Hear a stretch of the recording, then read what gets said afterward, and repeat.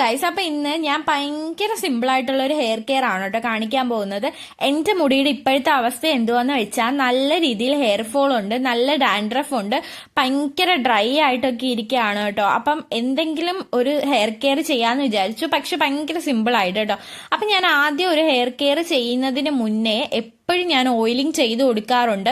ഓയിലൊക്കെ നന്നായിട്ടൊന്ന് മസാജ് ചെയ്തതിന് ശേഷം മുറ്റത്ത് പോയി ഒരു കറ്റാർവാഴ എടുത്തുകൊണ്ട് വരിക കേട്ടോ. അതിനകത്തുനിന്ന് ഒരു മഞ്ഞ ലിക്വിഡ് വരാറുണ്ട്. അത് ഫുള്ളായിട്ട് പോയതിന് ശേഷം മാത്രം യൂസ് ചെയ്യുക, കാരണം അത് അലർജിയൊക്കെ ഉണ്ടാക്കാനുള്ള ചാൻസ് ഭയങ്കര കൂടുതലാണ്. അത് കഴിഞ്ഞിട്ട് ആ അലോവേറ രണ്ടായിട്ട് അങ്ങോട്ട് കീറുക കേട്ടോ.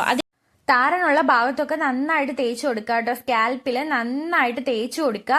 അത് കഴിഞ്ഞിട്ട് നിങ്ങൾ എപ്പോഴാണോ കുളിക്കുന്നത് ആ സമയത്ത് കഴുകി കളഞ്ഞാൽ മതി. പിന്നെ പനിയൊക്കെ പെട്ടെന്ന് വരുന്നവരാണെങ്കിൽ ഒരുപാട് സമയം വെക്കാൻ നിൽക്കരുത് കേട്ടോ, കാരണം അലോവേറ തണുപ്പായതുകൊണ്ട് നിങ്ങൾക്ക് പെട്ടെന്ന് പനിയൊക്കെ വരാൻ ചാൻസ് കൂടുതലാണ്.